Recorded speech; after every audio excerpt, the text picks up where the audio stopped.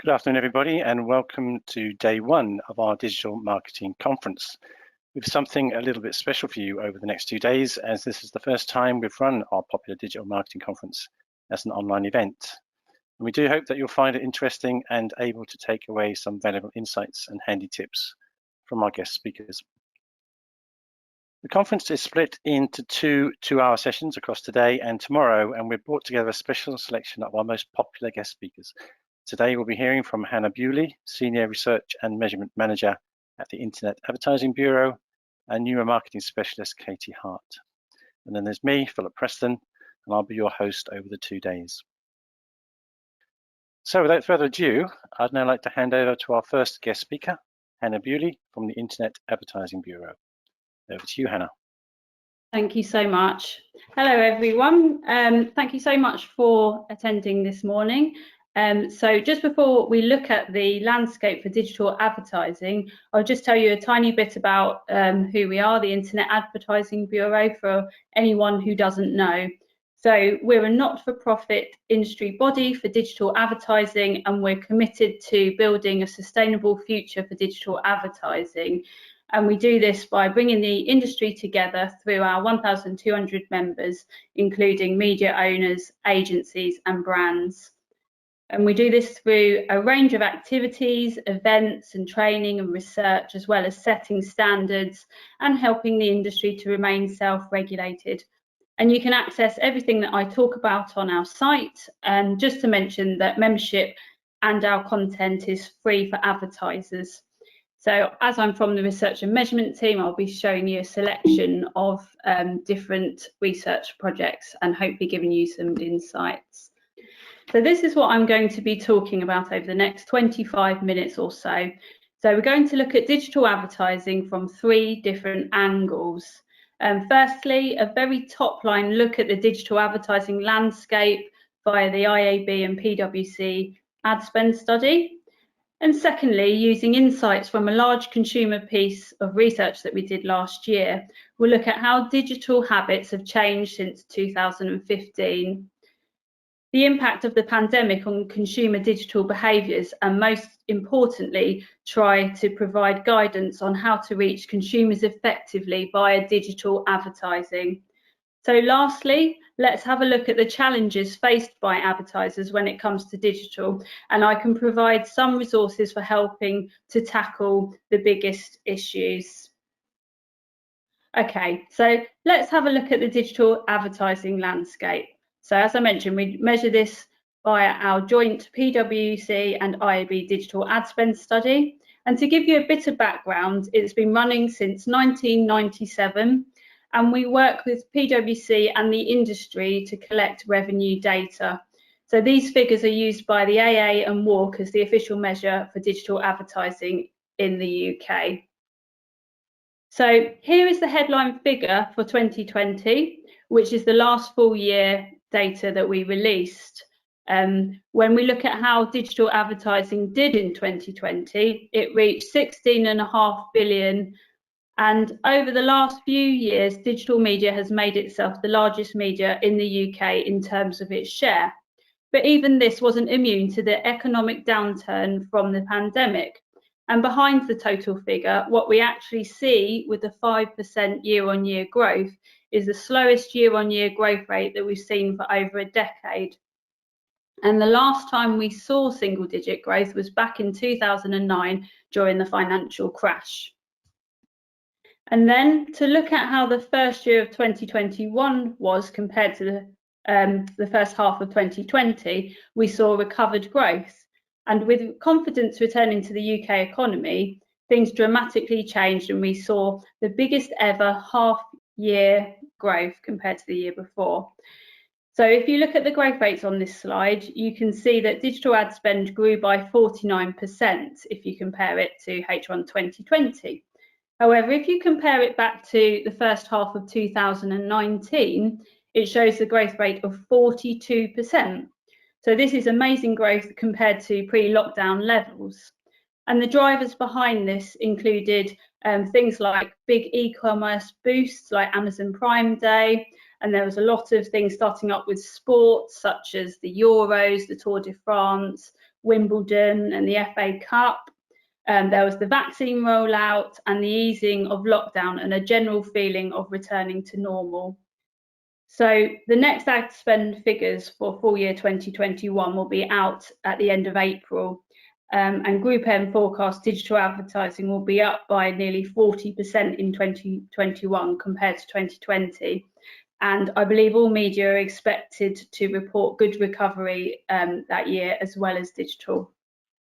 So hand in hand with increased ad spend levels, we see the popularity of digital with consumers.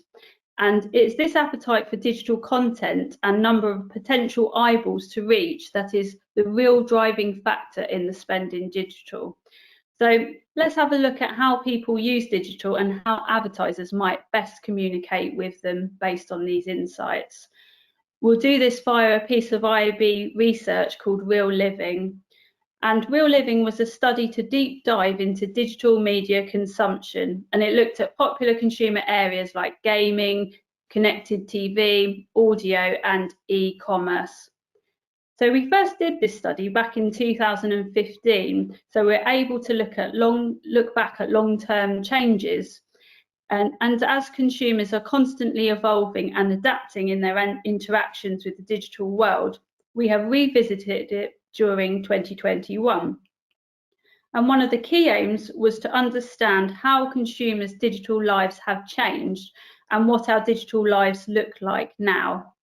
And of course, 2021 would have been a more digitally complex place for consumers anyway, but we can't hide from the fact that COVID put a huge spin on things. And we'll look at some top line insights now, and there's a full report on our site with more detail, plus an in-depth look at the areas that I mentioned. So if you're interested, please do have a look.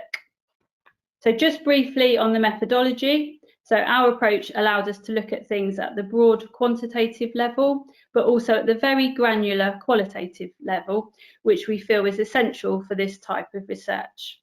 We did the research in conjunction with Sparkler, and part one was a large quant study of 2,000 representative consumers with specific deep dives into e-commerce, gaming, audio, connected TV, as well as questioning around the impact of COVID on behaviour.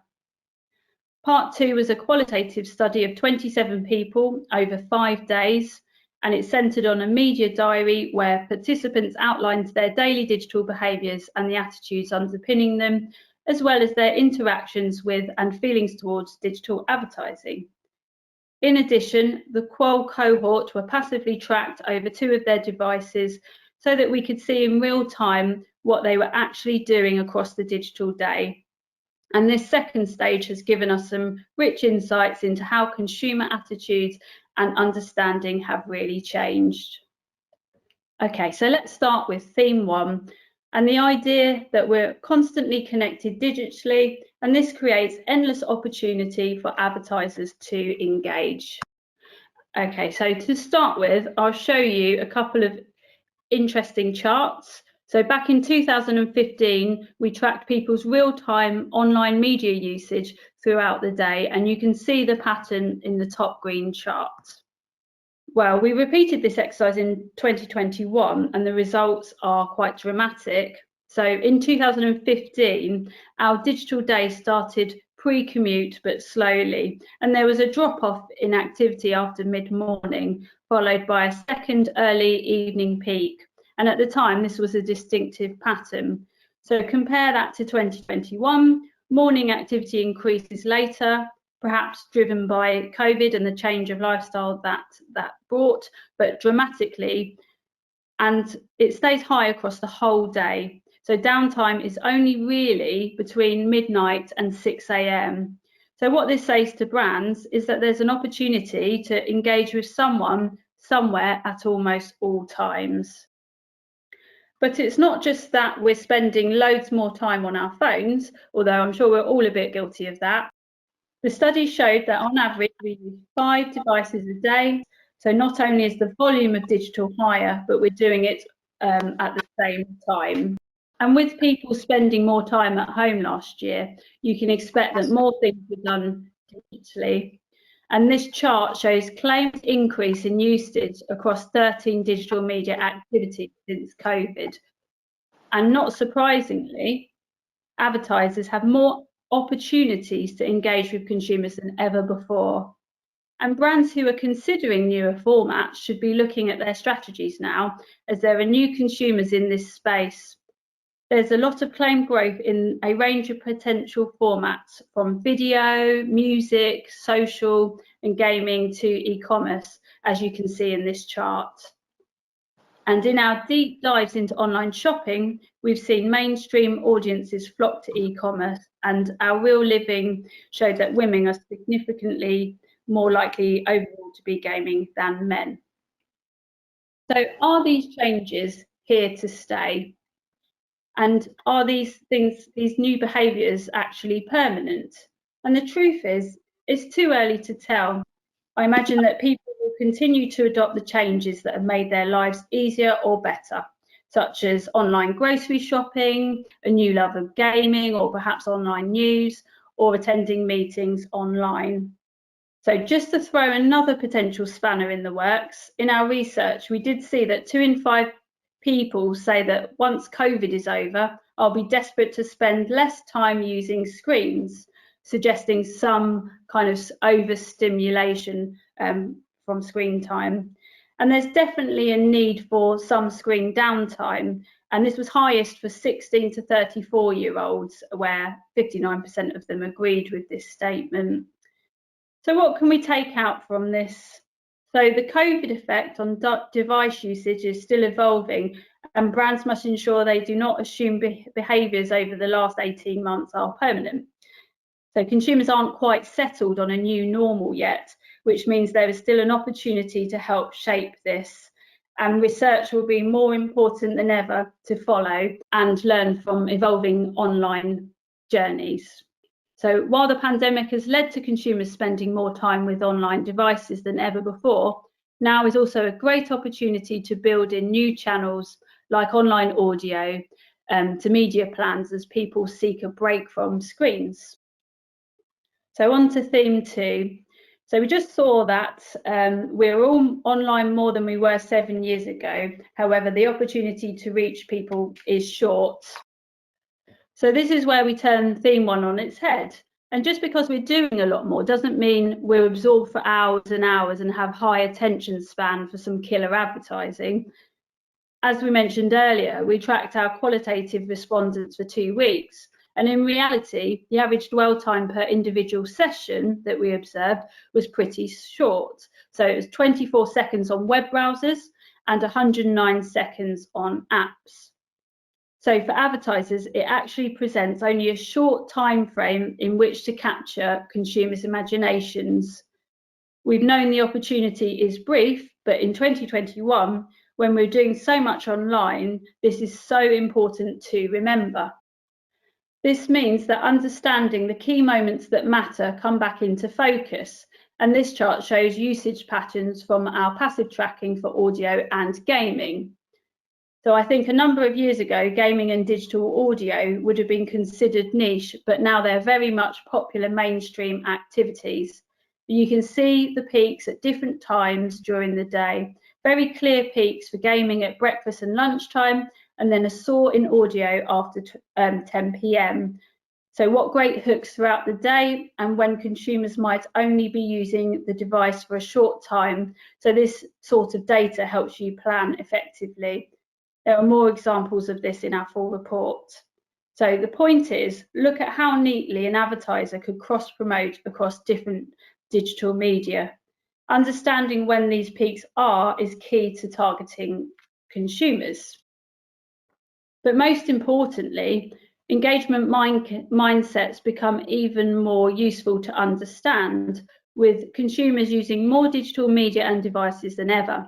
So in addition to understanding usage patterns and finding out when we use different digital media, the next ingredient to effectively advertising is to understand the different mindsets depending on what we are doing.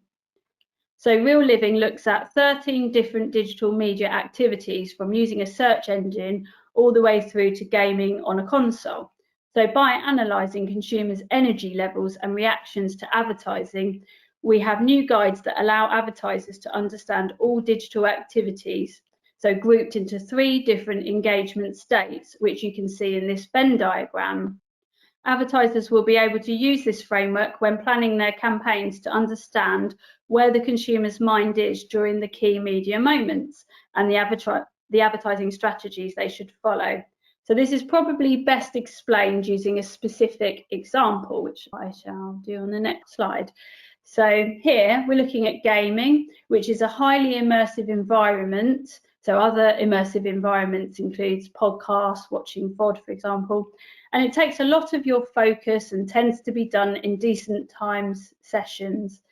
A lot of effort and attention is put in and the player is highly invested. It's a very committed online state. So in this environment, how should a marketer try to reach them? So I'd say with great care and respect. So firstly, try to make the ad in the same genre as the game and try to make sure it adds to the experience visually and doesn't look out of place. As with many other ads, frequency capping is crucial. Advertising needs to blend well with this, be sympathetic and not upset the immersive experience, but add to it. Recommend related products and take them on an advertising journey to match their environment. So if you tread carefully in this immersive environment, it is a massive opportunity to reach a consumer and get your message across. So, and lastly, and I think really one of the most interesting things we found from Real Living is that our consumer understanding of digital advertising, it has increased in 2021. So with that comes new expectations of the online ad experience with key learnings for advertisers.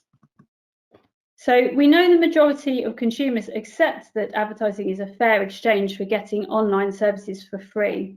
Our Quant survey revealed that 61% of all consumers agreed, which was pretty stable across demographics. But it's much more than this. Our Qual research revealed a level of sophistication in their understanding that extended to the mechanisms of digital advertising and how their actions can have an impact on business outcomes. So these are just 2 of the quotes from the report, but they clearly highlight the point. Consumers are starting to understand more about things like sponsored ads. And here, one lady told us she even goes onto Etsy to click on the ads specifically to help small businesses. These are savvy customers, and as we do more and more online, our understanding builds.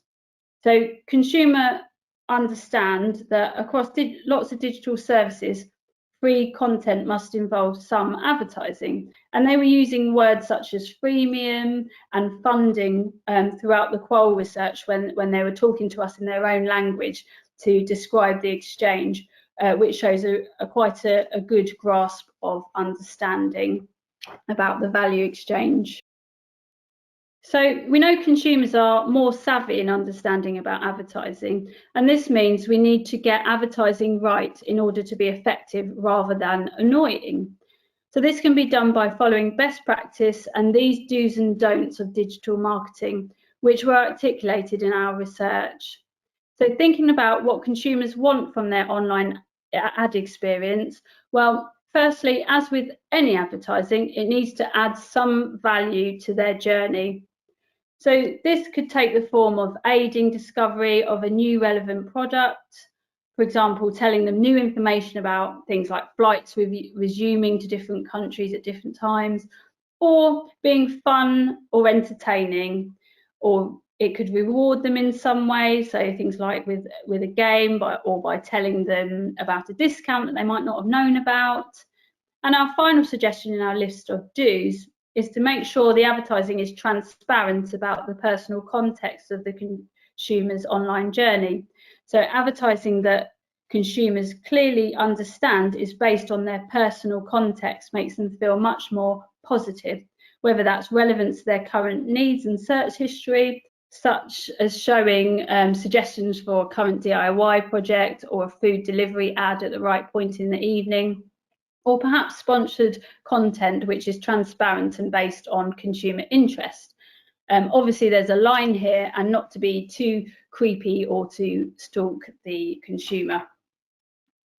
So in addition to adding value, consumers also want agency and control. So agency in that they feel they have played an active role in what they see, and control in that they can choose what they see and trust that the advertiser respects that choice. So what don't they want? There are 3 themes here too. Firstly, don't forget to build in frequency caps, both in number of ads and the length of ads. We heard consistently from consumers that shorter adverts were preferable, and it tipped over into a negative experience if too many ads were shown in place of the content that they were trying to consume. Secondly, don't forget to allow the consumer to skip or dismiss an advert if they have the chance.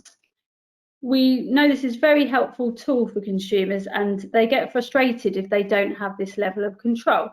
And lastly, and not something that is new to brands, but is still something consumers mentioned in this research, don't invade the creative space. So discretion and respect for the environment consumers are in is so important in the consumer advertiser contract. And when this is not respected by takeovers or too much coverage, consumers lose trust in the advertising. So hopefully these tips help with understanding how to communicate in the right way and generally apply across most digital formats. Let's explore how advertisers feel about some of the challenges that pose itself to digital advertising. As well as highlighting these challenges, I'll point to some resources that can help to navigate some of these issues. In order to understand this, we undertook a survey of advertisers in 2021, and 63 companies answered. So as you can see from this chart, the top challenge was, which is at the bottom, measuring effectiveness. And this will probably be a presentation all in itself, but I think it's worth sharing some of the top things that the IAB have done in this particular space and the resources that you can access if you want to. So firstly, we've produced a measurement guide and toolkit, which we developed with MTM. So the aim was to demystify digital measurement and to educate individuals seeking to progress their knowledge, and to consolidate current best practice around measuring digital effectiveness within the context of other media.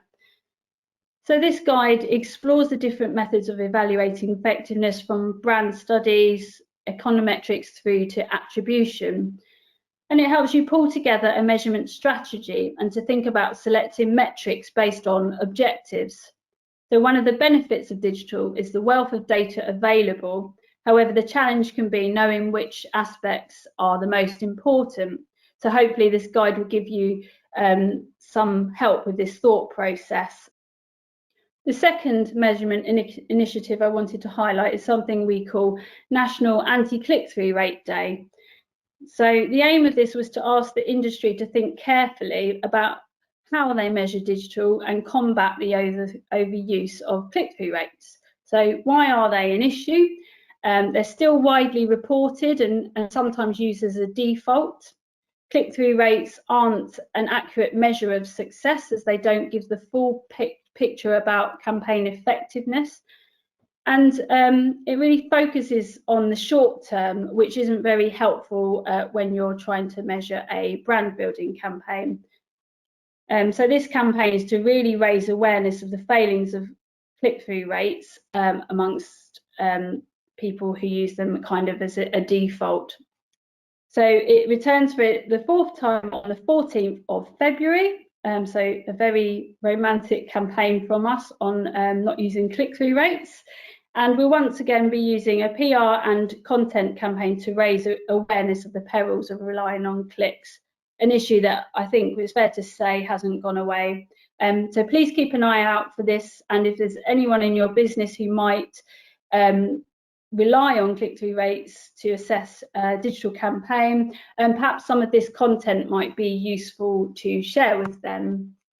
And finally, another key area of focus when it comes to measurement is the work we're doing with attention over the next year. So we know that attention is an area of increasing interest for advertisers, and it can be confusing to have many different definitions in the market. So advertisers need clarity on what attention means and how they can use these metrics. So by sharing member knowledge, expertise and opinions, IAB UK aims to create a guide to attention by the end of the first half of this year, and we'll be taking several steps such as a knowledge share forum to make sure we're looking at all the work that has been done in this area up until now. And off the back of that, we are hoping to create a handbook for advertisers to understand the different definitions of attention in 2022. Okay, so just to summarise and recap on some of the things I've shown you. So from an industry landscape perspective, we saw ad spend slowed down during 2020 to 5% year-on-year growth. And that recovered and accelerated for the first half of 2021. From a consumer perspective, we observed that usage of digital rocketed during the pandemic, but be aware of the mindset and usage pattern for different formats, because consumers are more savvy in their understanding of advertising, and because of this, make sure that advertising adds value and that people have control over it. And finally, from the advertiser perspective, we saw that measuring effectiveness is considered the biggest challenge with digital advertising.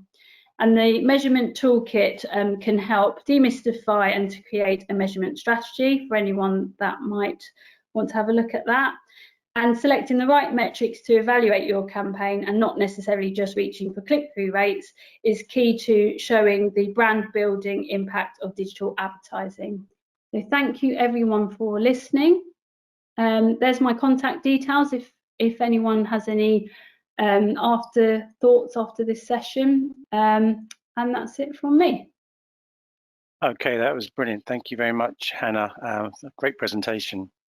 We'll be hearing from our second guest speaker, Katie Hart, shortly, but before that, we're going to have a quick Q&A session for any questions you might have for Hannah. We've already got some questions to get us underway, which is great, and which I'll get to in a second, but please do continue to post your questions in the questions tab, and we'll try and get through as many as we can in the next 10 to 15 minutes or so. Okay, Hannah, this first question relates to an early part of your presentation. Can you clarify what you mean by audio in the first part of the presentation? Yeah, sure. So when I'm talking about digital audio, I may not have said the word digital before it. It's really live streaming via the internet and things like podcasts. Okay, great. So the second question is, what findings from the research would you say are particularly relevant to B2B marketing? I'm sure we've got quite a few B2B marketers on the webinar today. That's a really good question. I think following the principles that I set out of getting advertising right would apply to B2B advertising, because at the end of the day, even though we're marketers, we're still consumers, we're still people. So following the basic guidelines of making sure advertising adds value, tells someone new information that they didn't already know, or offers some kind of discount on your product, for example. All of those principles still apply, as well as the kind of deep understanding of the value exchange that you are consuming the content for free in exchange for kind of eyeballs on your advertising in effect. And I guess with the kind of working from home lifestyle that a lot of us have at the moment, we're always online. There's always an opportunity to reach your customers, more so than probably ever before when we're all in offices. Okay, great, thank you. So the next question, a lot of these results aren't surprising given the bigger proportion of time spent at home in 2021 due to lockdowns and work from home. Are there any results which really surprised you, or were unexpected or at odds with trends? For me, I think firstly, just on the point about it wasn't surprising that we were all online a lot more. I think that what really happened was that this time accelerated some of the changes. So, for example, there wasn't as much kind of new live TV, for example. So people were discovering things like on-demand video. So people of different generations who might not have been as into it before were using, like, for example, my dad would be watching BBC iPlayer to get his content. So I think it's been a kind of time for people to discover things that they wouldn't normally do. So online shopping is another great example of that. So I might have gone off on a tangent, but I think the thing that I find really interesting is just the volume of time that we are online, and I don't think that's necessarily going to go away. I suppose one of the things that was quite surprising was that consumers say, oh, we turn to things like digital audio because sometimes we do need a break from screens. So it's to really appreciate that and to understand that these are great channels, even though they're not necessarily in front of a screen, to reach consumers in a different mindset. So it's a different opportunity to talk to them. Okay, so are you tracking people's use of screen time post-pandemic when things get back to normal? I guess you'll be able to see how the whole thing might evolve. Yeah, so the study itself is not kind of ongoing because that would be tremendously expensive. However, you have things like EUCOM and Ipsos that run online measurement of the activities that people are doing online that will provide some great data. And is actually on my to-do list to kind of explore how time spent online has kind of changed to where we are now. But with the kind of going into lockdowns and working from home and then going back into the office, I don't think it's quite settled yet. So we're not going to see the true impact quite yet until we kind of settle into a rhythm that sticks around for a bit longer. Okay, great. So next question, is there any research on which calls to action work well for customers and how that changed with the pandemic? No, we haven't necessarily specifically done that. It does sound like a very interesting thing to see whether it has changed, but unfortunately we haven't done that at the IAB. Okay. Okay, next, given the incredibly brief dwell times for users and their dislike of intrusion, is there not an argument for broader awareness campaigns as opposed to specific targeted campaigns based around the peaks in usage? Yeah, I think there is a role for both. So just to explore the objectives of what you're doing on each channel and whether you're looking for as you say, the broader awareness or the more targeted hits. So there's definitely a role for both. Okay. Would you have any impact on the effect of Apple's move against Facebook tracking? Would I have it? So at the IAB, we continue to kind of monitor the changes. So I don't personally know that, but if you keep an eye on the news articles on our site, if we do have anything on that subject, it would be on there. Okay, there's one or two questions around click-through rates. So let's have a look. What are some of the more effective metrics instead of click-through rates? So unfortunately, there isn't one kind of silver bullet to answer this. So as I sort of mentioned before, you need to look at the objectives of the campaign and match the KPIs and the metrics to the objectives.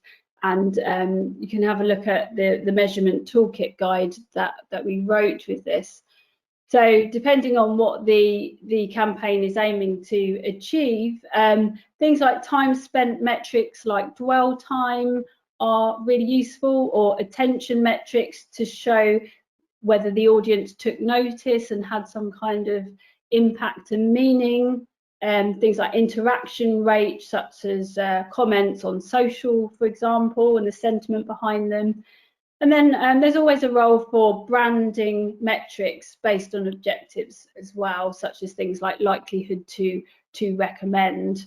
But it's important not just to focus on really short-term metrics and try and make sure you address the long-term brand building ones as well. So sorry, that's kind of a short answer, because it depends what you're trying to achieve with the campaign as to which metrics you should be selecting.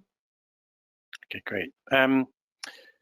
You spoke of eyeballs. Is there some research you can point to that looks at what eyeballs actually see and take in the adverts rather than missing the ad together? I guess Katie Hart's going to cover this to some extent, but Hannah, have you got any thoughts around that? Yeah, so I think anything to do with eye tracking studies, so attention studies. I know that Katie will be looking at this in more detail. So I'm going to leave that for her presentation, but just generally, I'd have a look at the work of Lumen. They do a fair amount in eye tracking, for example. Okay. Was increased savviness from consumers consistent across all demographics? Yes, I suppose the baseline was different for different groups of consumers. So I think I don't want to kind of sound funny, that the very older generations in when I've done research in the past may not have had much understanding, but this time they were showing a lot more savviness and understanding of how advertising works. But towards the younger end of the scale, I suppose the youngest end, the sort of 16 to 24-year-olds, they didn't care as much.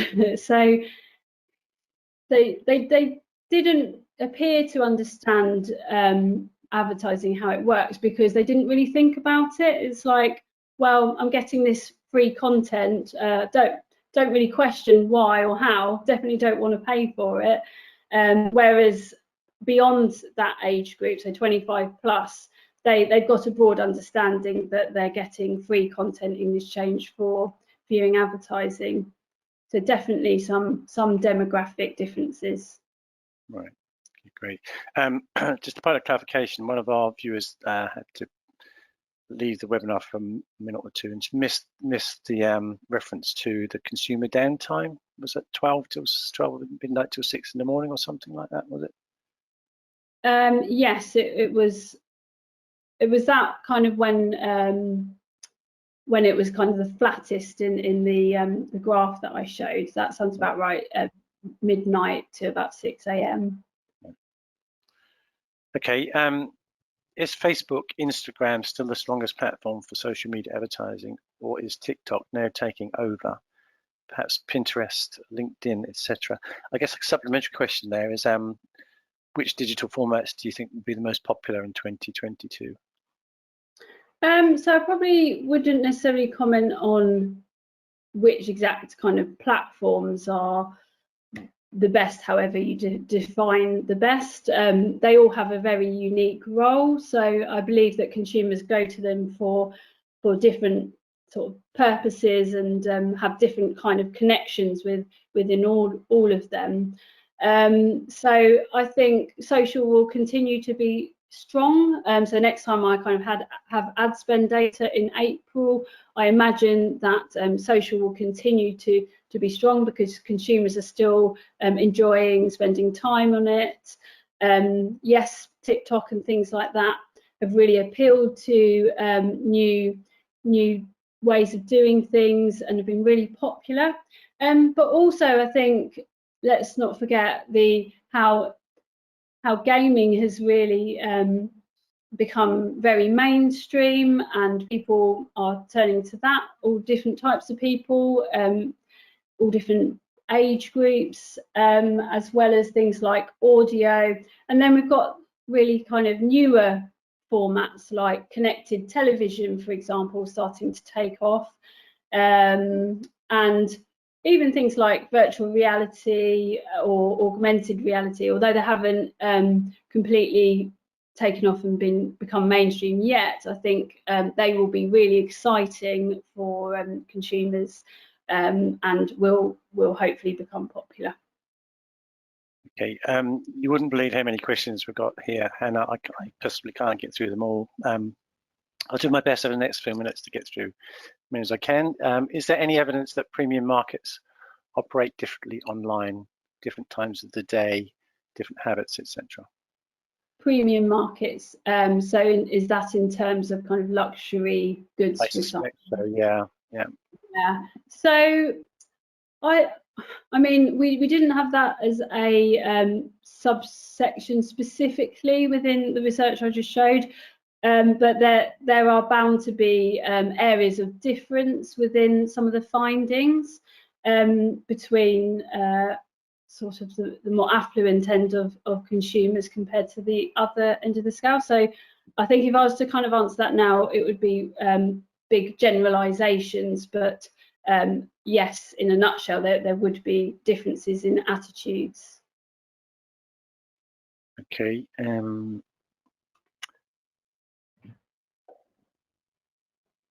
For a company taking part in B2B marketing, will posting podcasts after people have finished working outside working hours typically increase engagement? It's a very specific question. Sorry, could you say that again? Sorry, for a company taking part in B2B marketing, will posting podcasts after people have finished work typically increase engagement?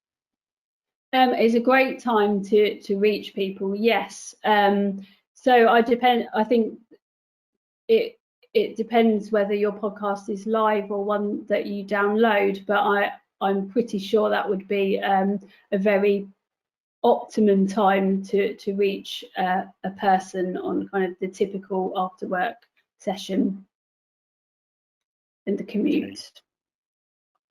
Okay. Is the new social platform Telegram a good one for business or consumer? Consumers? I don't know is the answer. Yes, I wouldn't be able to comment on that one specifically. I don't have very in-depth knowledge of it, right. So I'm going to pass on that question. That's yes, new one on the internet. So, have not you young any enough. insight? Have you any? I'm definitely not young enough. Have you any insights into Generation Alpha, specifically in relation to your research? So, off the top of my head, is Generation Alpha the children of millennials? Does anyone? You've got me there. Yes, it's knowing all of the generations. So if that's correct, we didn't specifically look into children within this research, but I think it's going to be a very different story to see their reactions to advertising and whether they have this kind of attitude that, of course, content should be for free and not questioning where it comes from. I think there's going to be a need for showing respect within the environment that they're in. So things like gaming, for example, to not get in the way of the experience. And the same for social media, just to kind of acknowledge that they haven't gone on there to be exposed to advertising and making sure it adds value in some way and stays the right side of respecting their needs, like frequency capping and not kind of over personalizing. But that would be, and if I've got the generation right, that would be a very interesting study to find out how attitudes are changing over time. Okay. On the subject of frequency capping, is there an optimum number? Or how do you calculate that?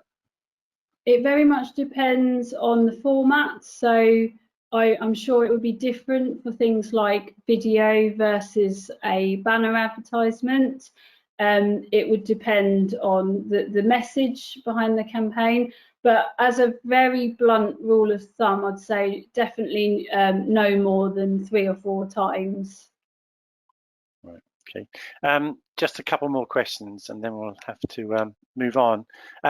So why do media companies sell their digital tools based on click-through rates? It's always the first thing they offer. What should we be asking to see instead? Yes, I think that's why one of the reasons we have undertaken the campaign, and we kind of found that it was just kind of the easiest one, the most measurable, the most instant, and it's really hard to change that opinion. But what you're missing out on is getting kind of under the iceberg and understanding the long-term effects of the campaign. So the brand building aspects, not just did you see the ad and click and that's the kind of end of story. So in terms of what you should be looking at, it's based on what your campaign is trying to measure. So for example, if it's an awareness, how many people did you reach? Or if it's something like changing opinions of your product, that might be best discovered via something like a branding survey. Right, great. Okay. By the way, Alpha Generation, apparently people have been born between 2010 and 2025. So you're spot on. Final question. So final question then. One of your slides highlighted that email advertising had only increased by 10% over the 6-year period. Do you see this declining in the future? Should we focus on other areas? Email advertising. So I would say that it is a good channel. It is effective. Consumers read them if they're interested in that particular product. So I wouldn't say to discount it at all. It would be good as part of a more holistic media mix, digital and other channels, of course. So I'd never say, unless there was some strong evidence on the contrary, to stop doing something unless consumers, things like pop-ups, they're telling you that we don't enjoy our experience being interrupted. So as part of a mix, email advertising is effective. Okay. If I got this right, I guess your attribution study will look into that sort of thing as well, does it? The toolkit looks into which methods to use depending on what your campaign is doing or what tools you have in house. So it explains things like when to use attribution or when to use market mix modeling or branding studies. Okay, great. Well, Hannah, we've run out of time. That was great. So I think you'll all agree that we had some really great questions there from our viewers, and it's a shame we just don't have more time to get through some more of them. But thank you very much for answering the ones that you did. Some really great advice and hopefully some useful tips that our viewers can take away. Thank you, Hannah. Okay, so let's move on to our next guest speaker, neuromarketing specialist Katie Hart. Now, Katie presented a neuromarketing webinar for us back in 2020, which proved so popular that we just had to get her back to give us an update on the insights this fascinating topic provides. So if you're ready, Katie, take it away. Fantastic. Thank you very much, Phil. Okay, so neuromarketing. First, it may be something that some of you are familiar with or some of you have come across. But really what I'm going to do over the course of the next sort of 45 minutes or so is give you a much greater sense of clarity about what neuromarketing actually is. Now, I could do that very quickly. I could just give you a definition, such as this very eloquent one from Roger Dooley. Neuromarketing is the application of neuroscience and cognitive science to marketing. There, job done. That may be straightforward. It may mean something to you, or it may not mean much to you at all. But I hope by the end of this session, I will have provided greater clarity. Essentially, what we're doing in neuromarketing is we are really looking at, I suppose, listening there to Hannah's presentation, we are looking at the other side of the screen. So we are looking at the consumer, and we are looking at what goes on inside the consumer's brain in particular. So we are bringing a very human element into marketing. Indeed, really, it's sort of the science of actually human decision making. So it brings in cognitive science, which are things like memory and attention and perception, some of these core functions of how we interact with the world around us. And it gives us a chance to see those at play within the brain and understand how that information is then used to help somebody come to make decisions. And obviously, in the case of marketing, hopefully purchasing decisions. So it's really about taking an understanding of customers' needs, customers' motivations, customers' preferences, a lot of the things that I'm sure we all do and have done for years. All these processes that we try to adopt, which enable us to really predict and understand our customers' behaviours, to enable us to be able to serve them and fulfil them more efficiently. So as good marketeers, I'm sure you all do it. As I say, many of us have spent years doing it. We spend a lot of time and resources asking our customers what they want. So we would diligently go out and we would carry out research. We might do focus groups, we would do surveys, all sorts of different formats that we can conduct. And then we would bring those back to the office and we would use those to ensure that the products or the services that we build are actually going to be relevant and are actually going to serve their needs or potentially plug a gap for them. And maybe if we're doing marketing research, what we would also do is develop strategies for the most efficient and the most effective way to enable us to market those products and services to them. Now, as I say, this is very diligent and it's fantastic, and it's what it's where we all should be. Having those conversations with our customers is really important. However, I'm afraid there is one fundamental flaw with doing this, and that is the fact that most of our customers don't actually know what they want.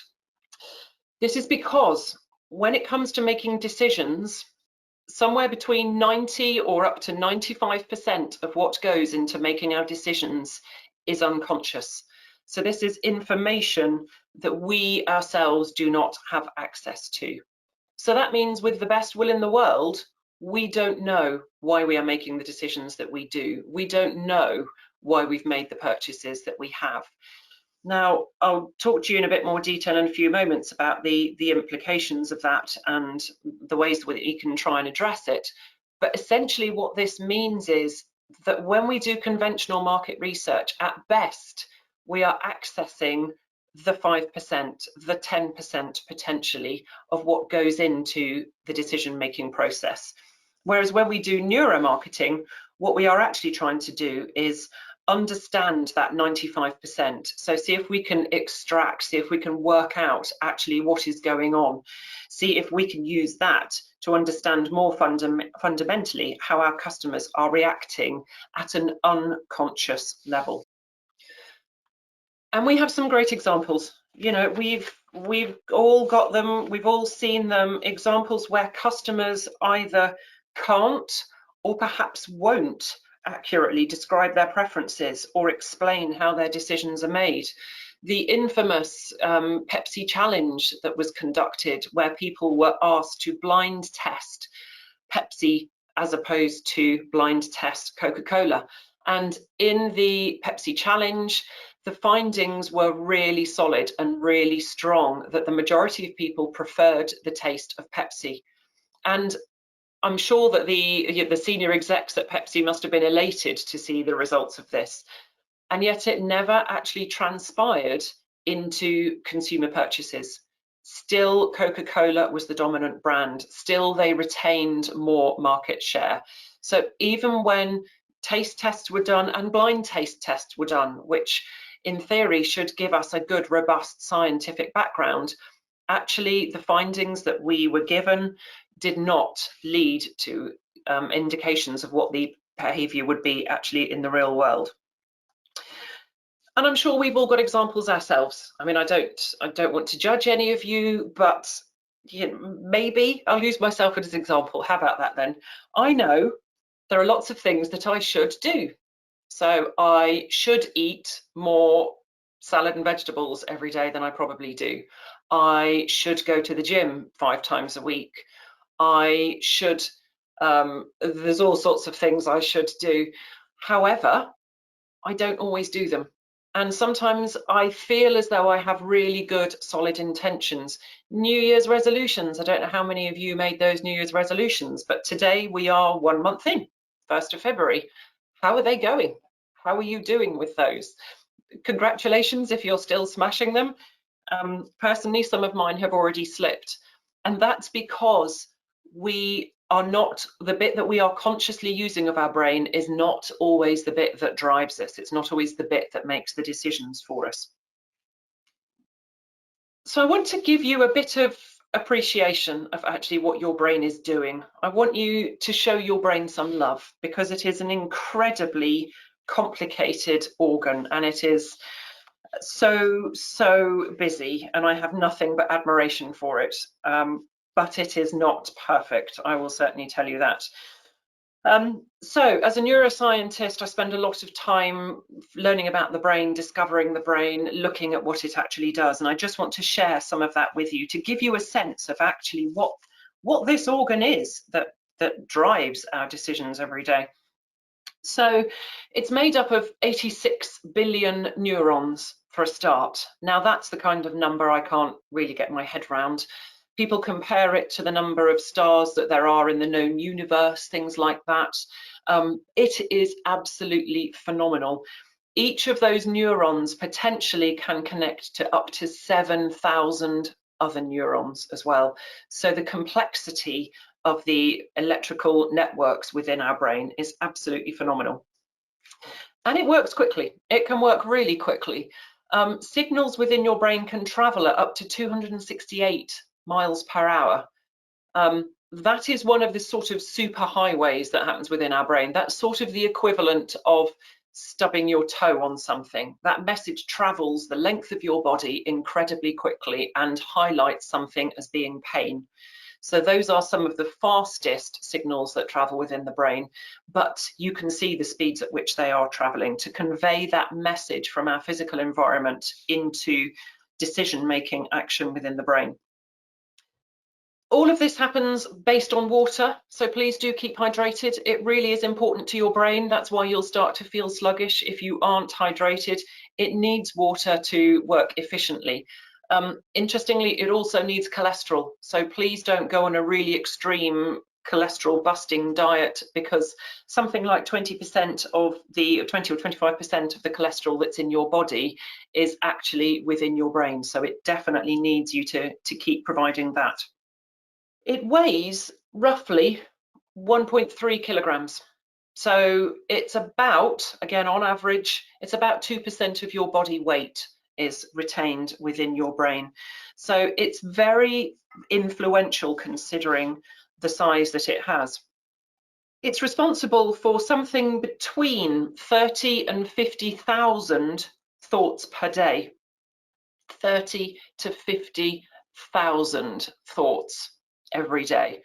Now that, I think, is exciting. I think it's so tangible to think of all those little thoughts just flashing by within your brain. But then the research, I'm afraid, turns really negative, because 95% of those thoughts are likely to be the same as the ones you had yesterday. Yep, they're thoughts about what you're having for dinner and, you know, the mundane things that we all do all day, every day. And sadly, there is a phenomenal piece of research that shows that something like 80% of those thoughts will be negative. So they will be criticizing ourselves or viewing other people negatively as well. So that gives you a sense of how busy your brain is. In terms of marketing, on average, in the Western world, we are exposed to about 4,000 advertisements every single day. Now that is obviously massive. And again, just looking at the research that Hannah's been talking about, the potential for those figures to have changed, or in terms of the nature of the advertisements we would have seen, they would no longer have been on billboards and on buses and on underground stations during lockdown, but they would have been ones which would have been presented to us through sponsored content on our social feeds and things. But 4,000 advertisements every day. And your brain really is doing a phenomenal job of managing all of this. And how it does this is by switching most of it off. So the bit that we are consciously aware of, as we've said, is only a small amount of what's going on around us, but the brain is still processing all of it. So it is still making decisions based on what it's seeing, what it's hearing. It's still monitoring your digestive system, your body temperature, your balance, all sorts of different elements. So it is incredibly busy. And what we can see is examples of this. So for instance, you may have had a situation where you might be in the office, or perhaps over Christmas recently, if you had an opportunity to get together with groups of people. It's something which used to be called the cocktail party phenomena. And it's a situation where you describe being in a busy room, lots of conversations are happening. You're involved in a conversation with a few people in a group, but somewhere else in the room you hear your name being mentioned, and that attracts your attention. Now, what we know is that you must have been scanning the other conversations in the room at some level for you to have registered that one of those conversations included your own name. So although this piece of research was done in the 50s and it was all about attention and what attracts our attention, it's actually been really instrumental for us within neuroscience to start to use phenomena like this to understand how these processes occur within the brain. And what we've discovered is that there are clear differences underneath this sort of conscious and unconscious information that the brain is processing. So you may have read, it's the Daniel Kahneman fast and slow thinking. You may have heard people talk about reptilian brains, or all sorts of different terms that are used. But essentially, we have two levels at which we can process information. One of which is the very rational. It's the cortex. It's the sort of crinkled top surface that we see when we look at a brain, and that is. It's about, in terms of our evolutionary history, it's about 4 million years old. So we have evolved this. It's a very efficient system that we have. We can control what goes on in it. It's the information that we are very conscious of, and it allows us to reflect back into the past and to anticipate forwards into the future. But it isn't perfect. It takes a huge amount of effort to actually run this great resource that we have. I talked about how the brain is 2% of your body weight, but actually it consumes 20% of the resources that your body takes in. So things like oxygen and blood and nutrition, 20% of those resources will be absorbed by the brain. So it is very resource intensive. Contrast to that cortex, at the middle, at the sort of the top of our spine, right at the core of our brain, is the oldest part of our brain, which is why some people call it the reptilian brain. Yeah, you thought 4 million years old was old. The reptilian one is more like 500 million years old. So it is a very different creature, a very different animal, literally. It's reptilian. It's in the present. It doesn't care about the past. It doesn't think about the future. It is always on. So it is always analyzing what's going on around you. When you're asleep, this part of your brain is still active. It's still processing your environment and looking at what's going on. And it's still working out whether things are potential threats or potential opportunities for us. But the good news is this part of your brain is effortless. You don't have to think about it. You don't have to worry about your body temperature when you're asleep. You don't have to remember to breathe in and out. You don't have to control any of the myriad of operations that that part of your brain is doing. So essentially what we've got are two very different parts of our brain, and most of the research that is done, conventional market research, is really looking at what happens within that very new, that cortex, that rational side of the brain. But we need to start doing something different, because I've already talked about how resource intensive the brain is. But the good news is the brain is hardwired for efficiency. It is designed to try and be as efficient as it can be. And one of the ways it does this is using something called heuristics. So I want you, please, wherever you're sitting, to just put your pen down or your cup of coffee down or whatever you've got in your hands, and I want you to just fold your arms for me, please.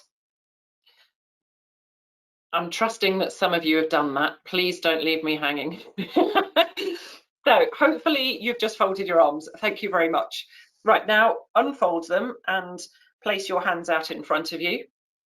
And what I want you to do this time is fold them again, but fold them the other way. So fold them the opposite way to the way you normally fold your arms. Now, I don't know how easily you found that. It's okay, you can undo it now. And if you haven't been able to fold your arms the other way yet, please don't worry about it. You can practice that at a later time. What that is doing is demonstrating to you heuristics.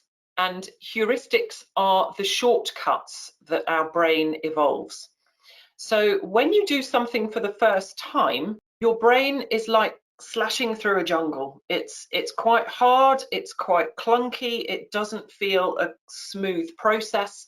And in terms of those signals and connections within the brain, they will be among the slowest.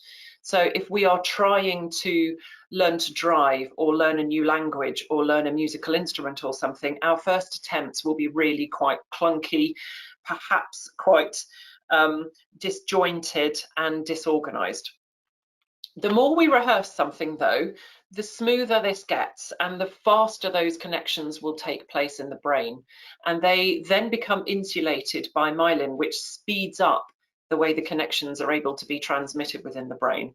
So over time, you get a much smoother, a much more efficient path until you eventually reach that superhighway of you being able to fold your arms as you did the first time in a very efficient, almost effortless manner.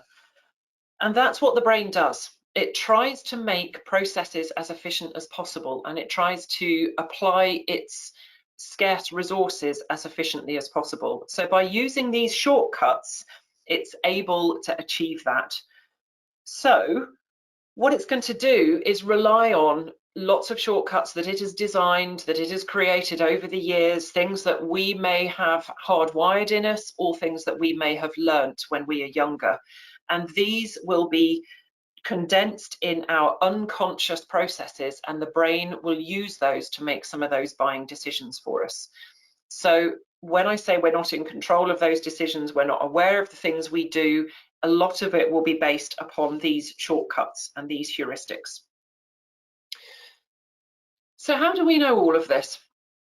Well, neuromarketing is based on neuroscience, which is the study of the nervous system, the central nervous system, and in particular, the brain.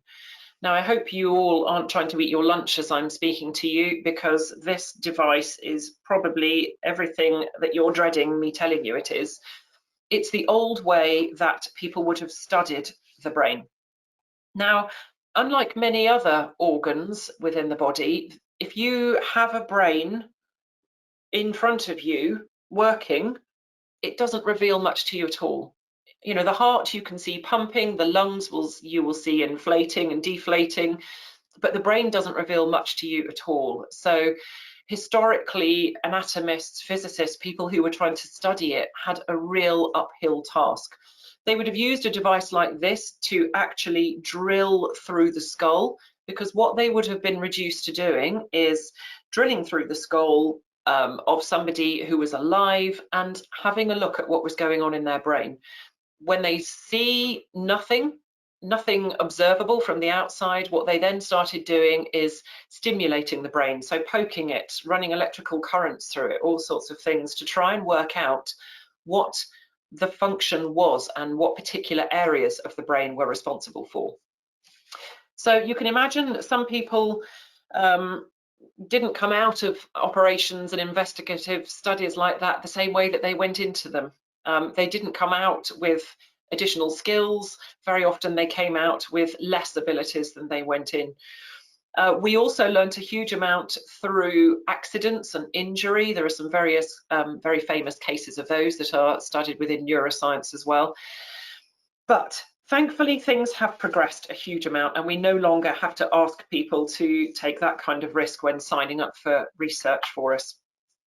Because we now have some very exciting technologies which enable us to do research on an active human brain where we can see what it is doing. We can see the areas that are activated. We can see what's going on. These are some images which are taken from an fMRI scanner. So if you've seen MRI scanners in hospitals, this is a functional MRI scanner. So it means you can get people to actually carry out tasks and things while they're in it. And what it's effectively doing is measuring the oxygen use within the brain. So in order to conduct activities, the brain uses oxygen, and then it has to replace that oxygen. So through using fMRI, what we're able to do is see which areas are activated in completing tasks. And it has made us so much more aware of the processes that are going on.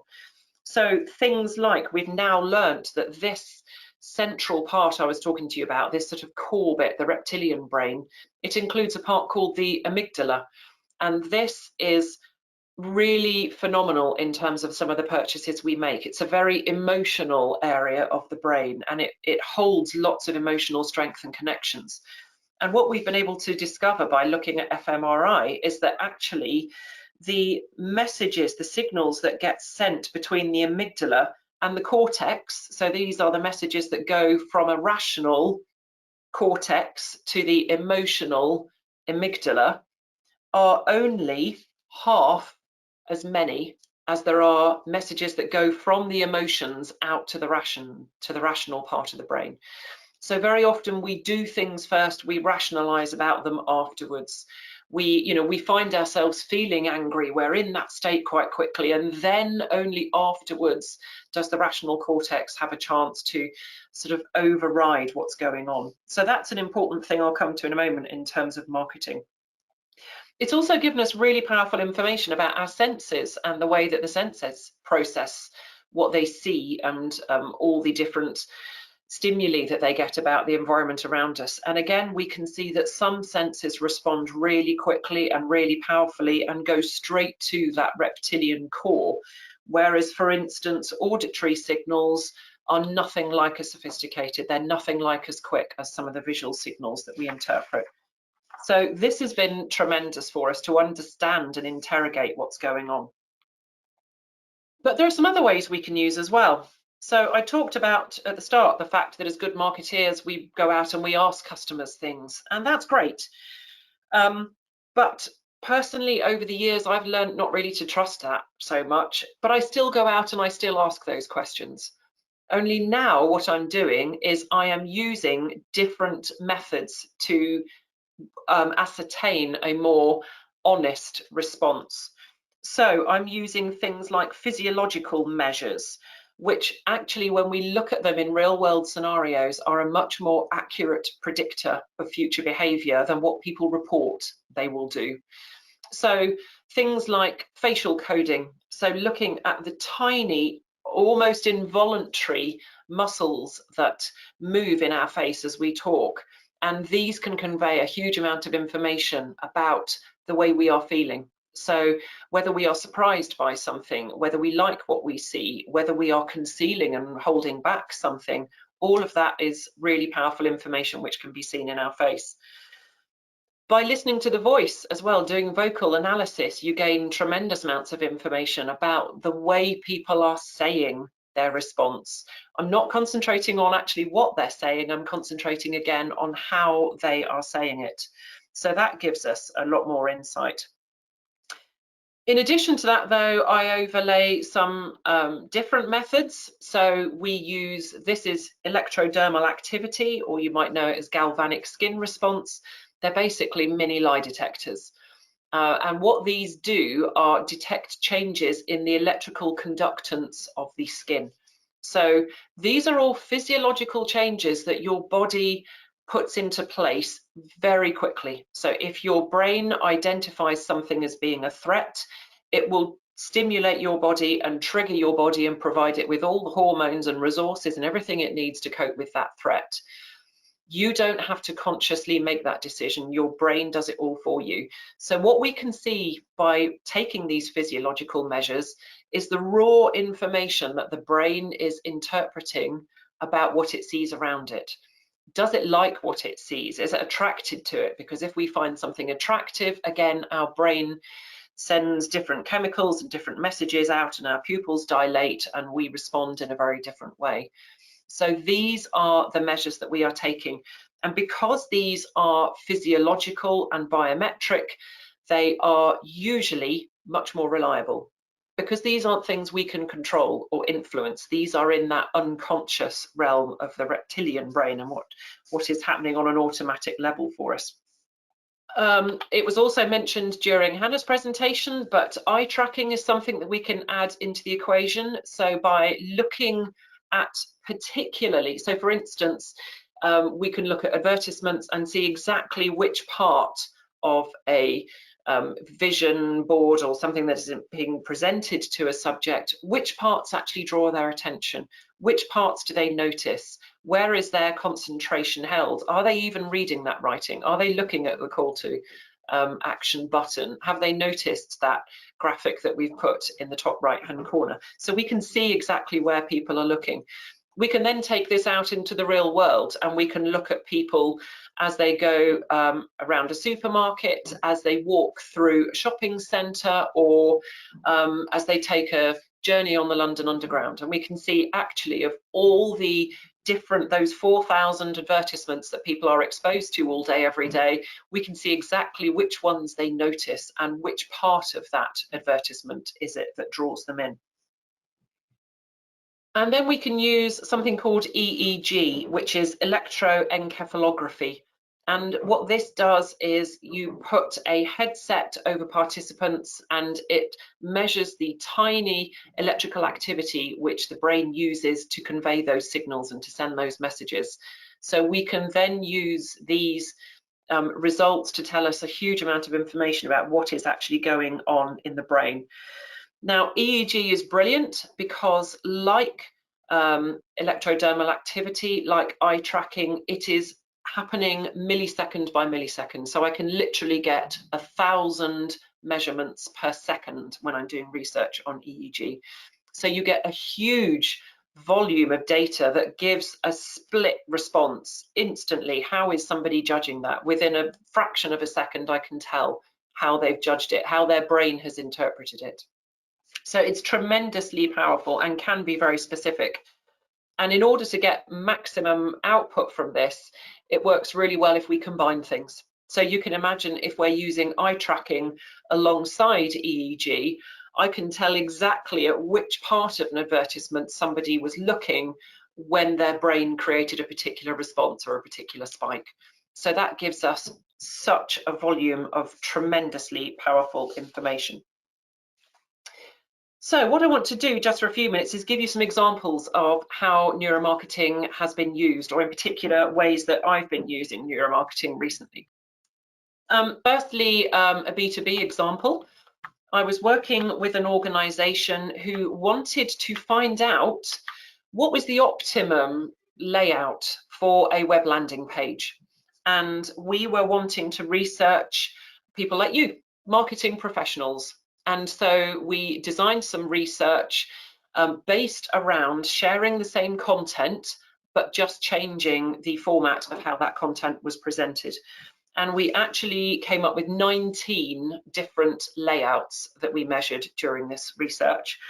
And the lovely thing about this study was we actually did 3 pieces of research in one. So we did my neuromarketing research, which meant putting that EEG headset onto participants and recording their responses as they looked at all these different layouts. Alongside that, what we did was some conventional market research. So we asked them a few demographic questions at the start of the study, and again at the end of the study we came back to them and asked them a few questions about their preferences and which ones they preferred and which ones they could recall. So we did some much more kind of mainstream research. And then the third bit we did alongside this is we actually split test some of these. So we put some of them live, we published them and used them alongside the study that we were doing. Now, huge amounts of information were gathered as a result of doing this, and I can make the full report available to you. So if you want information in detail, please let me know. But the headlines were really interesting. So very often we are told to use images, and the images create that connection and that rapport. But you can see here we had 3 of the 19 layouts which used images, and actually of those 3, 1 was a real clear winner. Now, I don't know how you feel as you look at each of these images. Actually, maybe I do. Maybe I should be more careful. Of the 3, what we found are that people recalled the image with the female and the group image quite strongly. But in terms of the activity within their brain, the image with the single male at the bottom of your screen was the most positive. And when I went back and I looked at what was going on in the brain, although a number of people recalled seeing the female on her own in an image, that image itself was creating a stress response. People did not find it comfortable to look at that image. They were quite triggered by it, quite threatened. There was quite a fear response which was going on. So when we are selecting images to use, it's really important that we think and we really understand what's going on.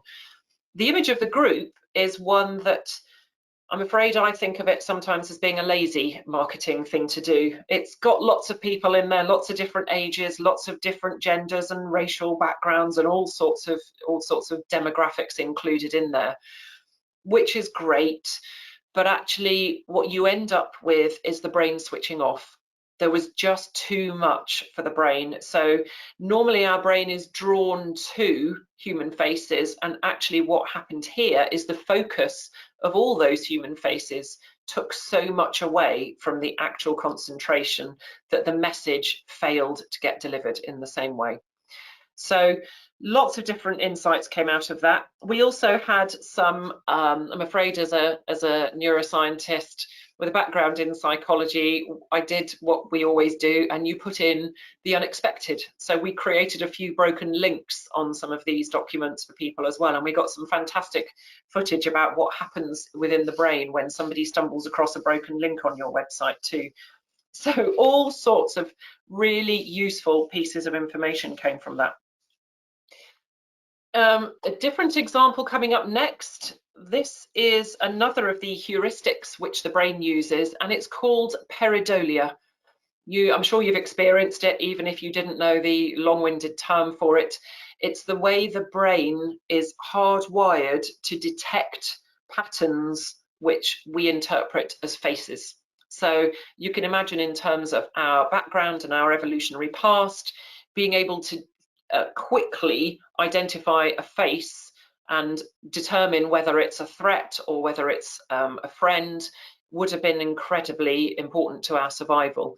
And we still have this ability within us. So this pareidolia is a concept which I did some research for Unilever, just to look at actually how engaged are we? We know that when we see humans, we engage in a very different level from the way we respond when we see inanimate objects and many products.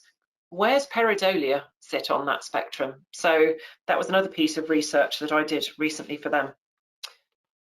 And hot off the press, I'm only allowed to half tell you about this one. I've just been doing some work actually with the CIM, and we've been looking at the way the brain has responded to some of the core messages which have been literally life-saving messages which have been given out by our government over the last couple of years. Because not all the communications that we convey are about selling a product or promoting a service, they are sometimes about creating that behavior change. And here are some of the examples of the ones we used in that research. Hopefully that will be being published in the next, 2 to 3 weeks, fingers crossed. But if you're a member of the CIM, keep your eyes peeled for that, because they will be promoting it through all their usual channels. But just to give you some other examples, things like the underground system, the subway system in Tokyo, found that by changing the lighting within their entire system, they could have a drastic impact on the prevalence of suicides. So the brain responds, the way it sees colour is obviously through wavelengths, and it responds in different ways to different colours that it sees. And blue is a very short wavelength, and it stops us from being impulsive. And what they did in Tokyo was introduced a blue tinge to the lighting on their Tokyo underground system. And as a result of just that one change, the number of suicides within the following 12 months dropped by 74%. So just slight, small changes, which maybe many of the occupants, many of the users of the underground wouldn't have noticed on a day-to-day basis, just changes the way our brain is responding and making some of those decisions. If we want to make people eat more healthily, there are some key things we can do there. There was a study I was reading recently which changed the order that food was presented in a school canteen. And as a result, precisely the same meals, precisely the same options available, but by just changing the order that the food was available in, they managed to increase the number of healthy options which were consumed by 28%. So that can be phenomenal. That can be the start of a really healthy habit being created there. So when we're doing neuromarketing, we aren't always just thinking about the promoting and the selling side. Sometimes we have got these broader, bigger messages going on. But also when we're doing neuromarketing, sometimes we get some real surprises or some lovely examples. And I want to introduce you to one here.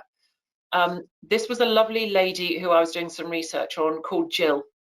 And I was doing a piece of research in Jill's office with a number of her colleagues. And at various points in the research, I said to the participants, do you mind if I just take your photo to use in social media? And in Jill's office, everybody said, oh no, you're not taking my photo. No, I don't want to be on social media. Jill will. Wait until it's Jill's turn, she'll do it. So when Jill came at the end of the research, I said to her, oh, by the way, I gather you're not likely to mind. Would it be okay if I take your photo and use it for social media purposes? And what happened was beautiful, because Jill hesitated, and for a few short moments she seemed to be wrestling to make a decision, and then she sort of shook her head and said, no, that's fine. Yeah, no, that's okay, go ahead. Now the beautiful thing about this is all the time this was happening, Jill was still wearing the headset. So here is what was going on inside Jill's brain at the moment that I asked. So what you're looking at here is a raw data feed out, which came from the EEG headset she was wearing. Down the left-hand side, you can see the figures that start with AF3. That's your anterior frontal cortex right at the front on your forehead. And it goes down to O1, which is your occipital lobe, which is what creates vision, which is right at the back. And you'll see all those numbers are odd, which means they're in the left hemisphere. And then you get the same figures in reverse. Occipital 2 is now jumping over onto the right hemisphere. And then that corresponds all the way forwards to anterior frontal 4, which is the right hemisphere at the front, just on your forehead. So you can see that all across her brain, things were just frantic. There was just utter desperation before she got it calm, took a breath and said, yeah, that's fine. So sometimes it's really quite useful to know what we are inflicting on people when we think it's a very simple, straightforward request. Ultimately, what neuromarketing is doing, though, is it's enabling us to see how and why we are making the buying decisions that we do.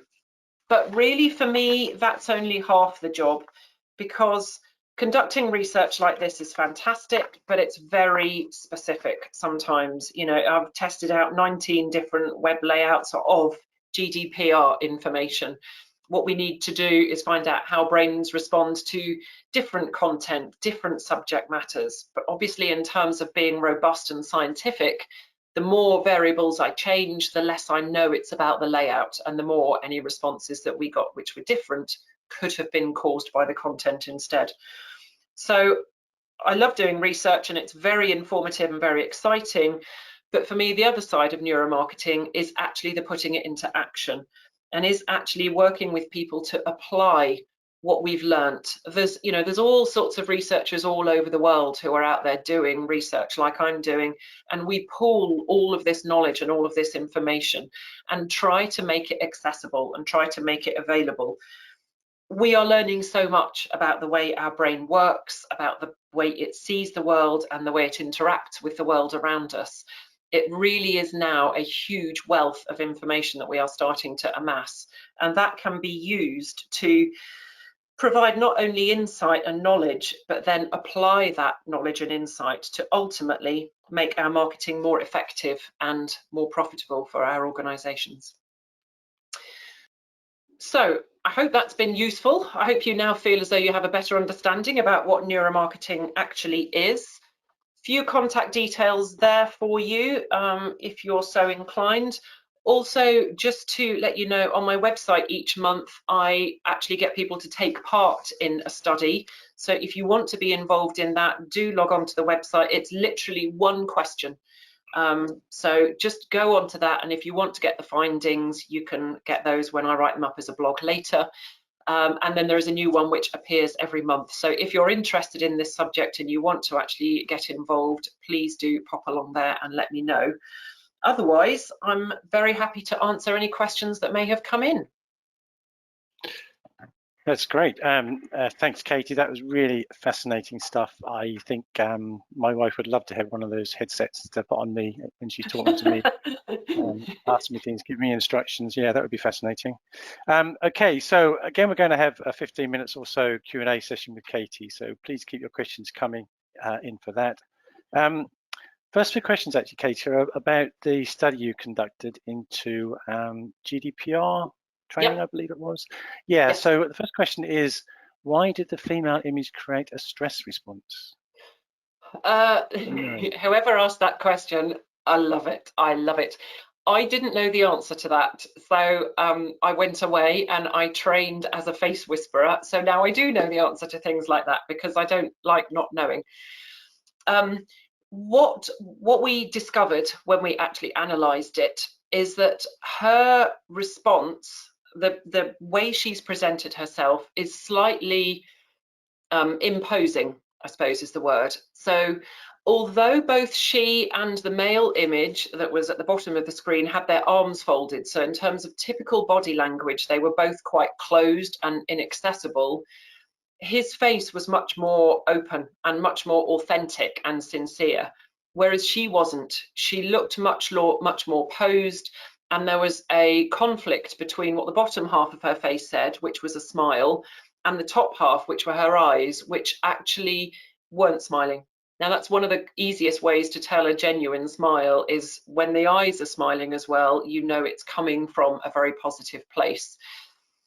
Hers was not. And when I spoke to the person who trained me about studying faces and looking at facial coding like this, their suggestion was that actually she was slightly judgmental. There was a sort of an arrogance about her. She was slightly condescending in the way that she presented. And what we particularly found was that it was the male participants who responded very negatively towards that, really negatively. So at an unconscious level, we picked up on something that we felt either threatened by or judged by. But yeah, it's in the tiny, minute details. So really it had nothing to do with gender, it was all to do with facial expression. No, I mean, the response was quite different in terms of gender. And so that was naturally one of the things that I wanted to then go and look into to see what was causing that. But yeah, it definitely wasn't gender alone. It was much more about the micro expressions of what was presented on her face. Okay, just one or two more questions about that particular study. So did the images outperform the text only versions? Yes, they did. Yeah. We also trialed one which I showed there, which was white text against a black background, and only had a very simplistic image, which was a text box on it, and that was the most popular. That was the one which the brain engaged with most. And looking at it, it was really quite interesting because we actually did two variations of that, and the only difference between the two was the location of the call to action button, and there were some profound differences in terms of responses to it just based on location of that call to action button.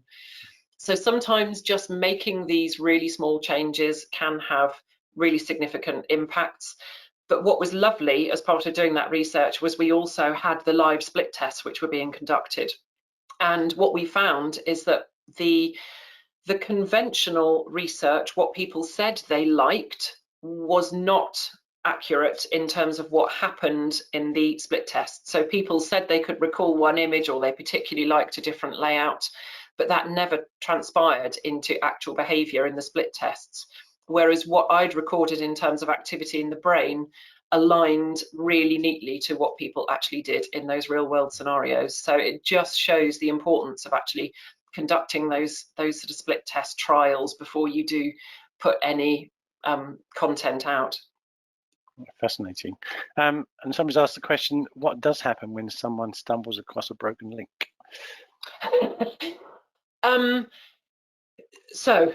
You've seen some of the layouts that they had. They were given an opportunity to click on a link and sign up to receive some additional information. And what we found is that the point at which they click on a link and it's broken, the stress levels rise in the brain and the engagement levels drop.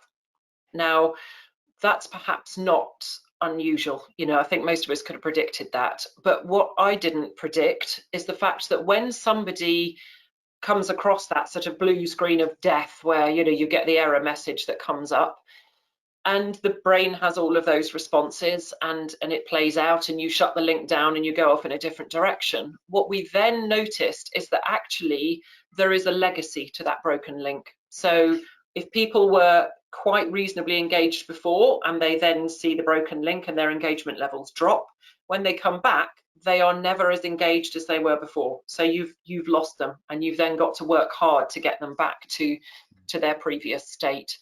So yeah, it's really important we try to avoid having those, because they not only create that sort of abrupt interruption of people who are in the flow making their purchasing decisions, but they then lose some of that engagement for it never to come back to the same degree. Okay, fascinating. One or two people have actually asked how they can get their hands on the full report. I guess, is that something they could request via your website or email you? Or?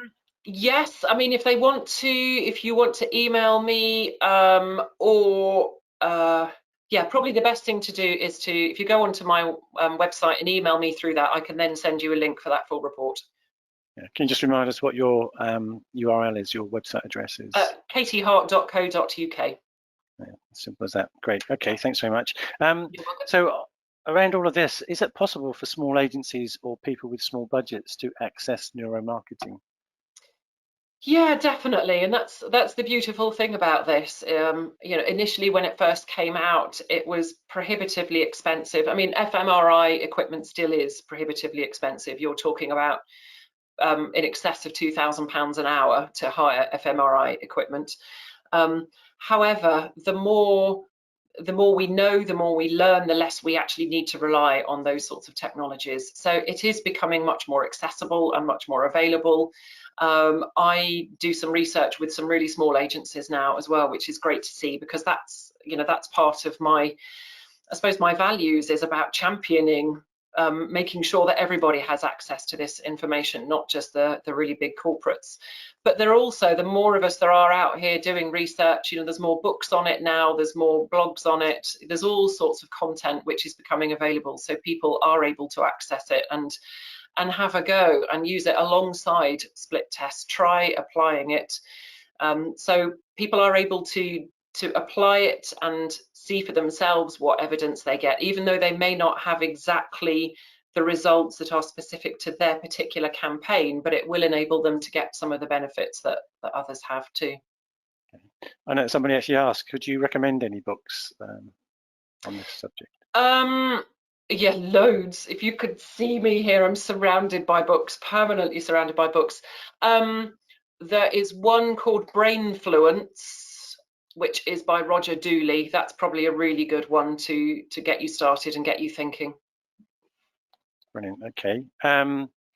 So our company is looking to improve the amount of reviews for our products. Have you come across any methods which has improved the likelihood of this behavior? The only way that I've come across which serves for things like that is to apply neuromarketing early in the process, so that actually what you're then getting is much more customer satisfaction and customer delight being delivered. There are ways that you can work to build the relationship so customers are more likely to leave you reviews. There are things you can do that can actually encourage that. So the sort of language that you use, the way you set out your emails where you ask people to leave reviews, all of those can be tweaked and changed so that you can hopefully gain more people to gain an increase in the number of people who actually provide those reviews. But as I say, you need to make sure you've also got the satisfied customers in the first place, because you don't want reviews unless they're going to be good positive ones for you. Okay. Okay, 95% of what goes into making decisions is unconscious. This viewer assumes this applies only to consumer purchases. He or she works in the IT technology business and is sure a lot of thought reasoning goes into the purchases made. Is that correct? We would like to hope so. However, no, all the evidence suggests that because when we are sitting around that table in our decision-making unit, we will be in a very rational state. We may create a procurement process which is very rigorous and allows us to quantify and give ratings for people that pitch. We can go through all of that, but still underneath all of that is this huge unconscious sense of what's going on. So it comes down to whether we like the person that gave us the pitch. It comes down to the feel of the paper in our hands that their proposal may have been presented on when they gave it out to us. It is absolutely vast. So I'm not aware of there being any drastically different data for people who are in a B2B situation, because ultimately, our brain, even our new brain, is 4 million years old. It doesn't know whether it's in business mode or home mode. We are still processing all of that information about our environment and from our environment on the same basis, regardless of whether we're in B2C decision making or whether we're on our way home as a consumer decision making. Okay, great. A question around the Coca-Cola Pepsi taste test example you used. Have you got any ideas to why Coca-Cola remains the dominant brand despite the fact that it doesn't taste so good? Well, yes. Allegedly. Thank you. There's two levels to answer that on. The first is that when people conducted the initial Pepsi challenge, they were only given a small sample of each drink to try. Now, Pepsi tends to be much sweeter. It's a much stronger sugar recipe than Coca-Cola was. And our brains are hardwired to respond positively to sweet things. So, you can imagine, again, back in our evolutionary past, it would have been quite rare to find food sources that gave you that source of sugar. So we are hardwired to respond positively to them. So a small amount of that, our brains responded really positively. However, too much of that and our brains start to feel overloaded. So the first response to that is if the samples had been full cans, when the research has been conducted again, it is far less clear-cut that Pepsi comes out as the winner. So that's one side of the argument. The other side is that when people do not do it blind, so when they are shown whether they are drinking Pepsi or drinking Coke, and we do it as a neuromarketing piece of research, and we can see what's going on in their brains, when people are drinking Coca-Cola, that amygdala I talked to you about, that emotional core, is triggered really strongly, along with the hippocampus, which is memories, and it's where we store a lot of our memories. So we believe, and the research that conducted this concluded, that actually if you took away all of the branding, if you took away everything we know about Coca-Cola and Pepsi as a brand, and you went just on taste, Pepsi may still win. But when we go into the store, or when we're in a restaurant, we're ordering a drink, we bring to that decision-making process everything we know, everything we've learned about it. You know, the holidays are coming, and you know, all the campaigns that Coca-Cola did, and all the engagement and traction that they had over the years, and all of that comes into making that decision. So when we look at what's going on in the brain for Coca-Cola, the hippocampus and the amygdala are very active, and they're very vibrant, and they are absolutely influencing the decision that people make if we know which brand is which. Right, that's fascinating again. Have you looked at how people with disabilities use different routes of the brain for similar tasks? And the example here is somebody with dyslexia. No, I mean, I'm just completing, I'm delighted to say, a master's degree in applied neuroscience, and we did have a module looking at neurodiversity and how different, you know, we're not all the same, not all brains are built the same and look the same. It's not something that I personally have researched, but it's something that we need to be absolutely alert and aware of. There are elements that I've studied that are really powerful in terms of, for instance, when we look at things like pareidolia and face recognition, we had to make sure in that we weren't including people who were autistic, because they do respond to faces and social situations in quite different ways. So it's something that we are absolutely mindful to. Interestingly, whenever I conduct research using EEG headsets, some of the key questions I have to ask participants before they start is whether they are left or right-handed, because that can be a different factor, whether they are bilingual or multilingual, and also whether they play a musical instrument. Each of those three can be confounding variables which skew the results we get from the way activity happens within the brain. So it's not just about disabilities, there are all sorts of factors that we have to sort of screen for and be aware of.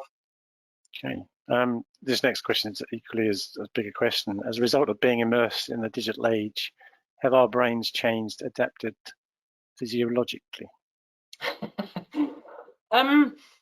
We'll have to come back in about 20,000 years to answer that one, I think. Yes, of course they have. I mean, we have evolved, things are changing, but what fundamentally drives us is very old, and in terms of our evolution, these things will take generations to pass down. However, we learn those heuristics, you know, those shortcuts that we take, we learn things like that very quickly, and they do start to impact on our behavior.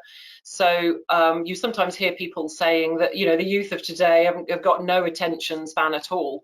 Yeah, they do have attention, they just use it, they've learned to use it in a different way. So that cocktail party phenomenon I was talking to you about, we can see that that is different for millennials who are operating, they're scanning some of that peripheral information at a higher level from what has happened before. You know, we can see it behaviorally in terms of, you know, just the physics of actually, in fact, I'm going to have to confess, it was me the other day laughing at myself. My parents gave me a photograph of the house I grew up in, and it was small and it was frustrating, and I put my fingers on the photograph and tried to expand it like you do on a tablet or on a device.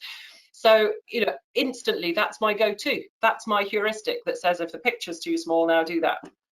So these things are happening and they are changing, but these are the learned behaviors which are layered over the top of thousands and millions of years of evolution. So we won't see drastic changes in terms of the way the brain is structured, but we do see differences in terms of some of that behavior and some of the transactions. Okay, some questions around some more examples that you used, Katie. So what order was the food presented in to increase healthy eating? I guess this comes from nudge. Absolutely, yeah, great, precisely that, nudge theory. So it really is a case of establishing what it is that you want to achieve and making sure you're really clear on that. And then it's looking at the direction of travel. So what is the normal route that people take? And then ultimately, the way our core part of that brain, the old brain, works is it's not very sophisticated. It's not very it's fast, it processes huge amounts of information, but it can't retain lots of it for any great length of time. So the trick is, it's the beginning and it's the end. So it's the same with presentations or films, or if you're writing a script for an advertisement, you want high impact at the front, you want high impact at the end, and you need to accept that what you say in the middle, the engagement level will drop.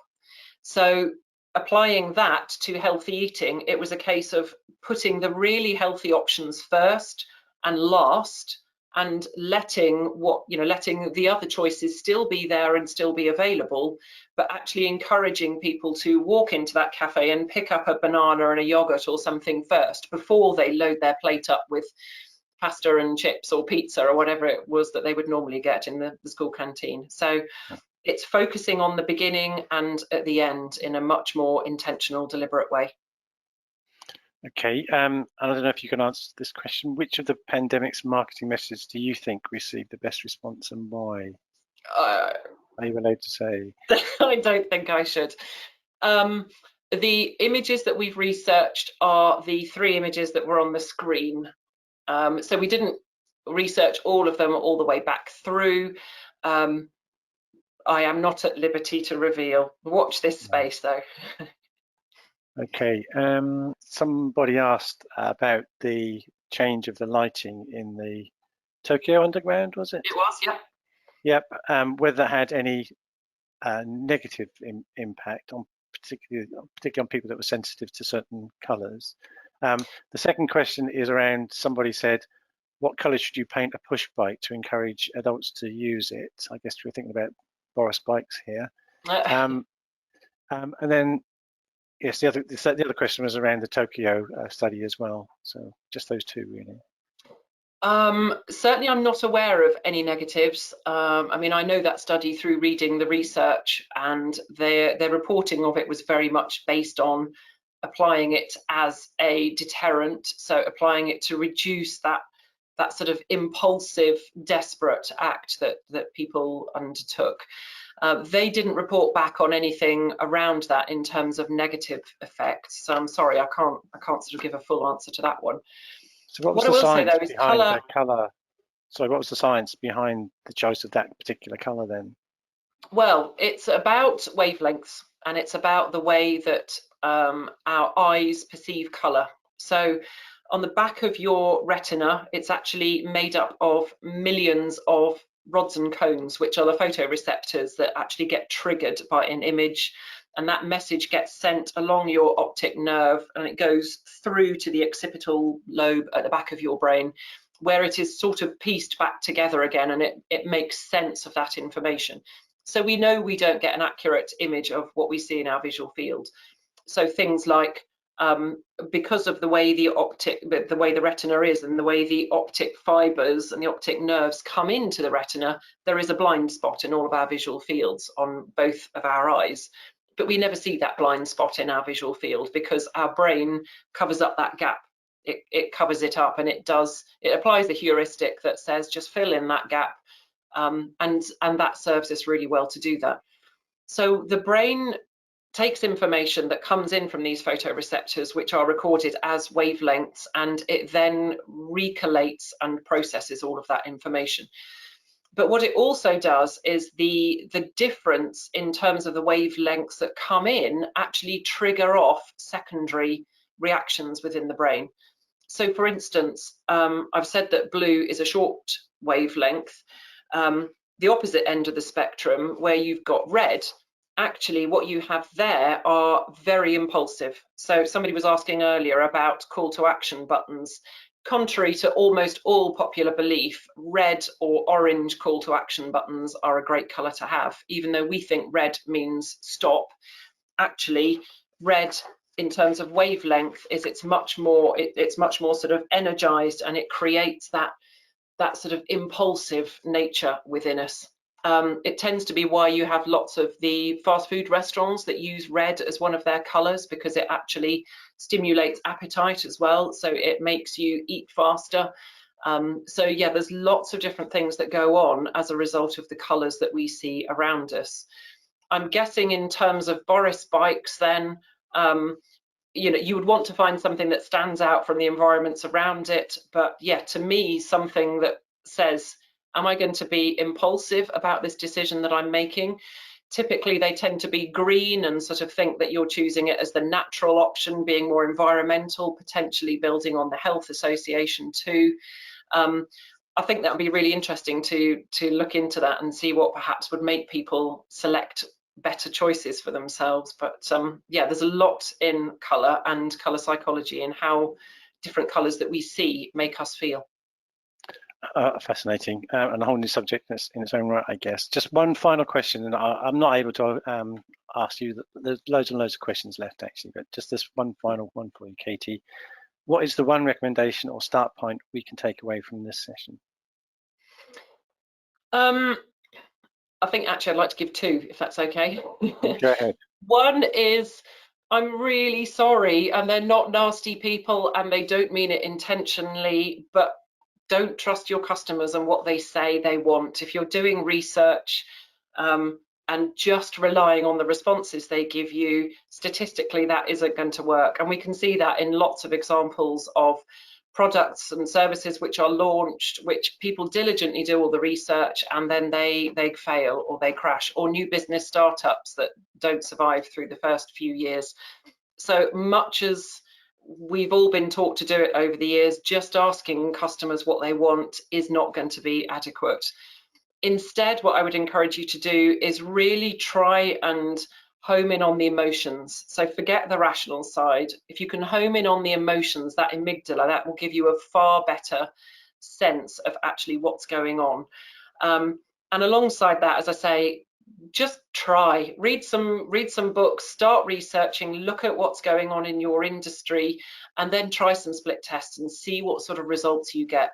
Although split tests won't tell you why you've got the results you have, they will tell you what is working and which is better, you know, which is more successful in terms of conversions than the alternative. So that starts to give you some information which then you can piece away and see if you can give yourself greater understanding. So you can probably tell I'm an advocate, I'm passionate about all of this, but I would absolutely suggest have a go and look into neuromarketing. It's an amazing field to be in, and it's emerging within marketing, and my prediction is that it's only going to get bigger and more significant as the technology improves.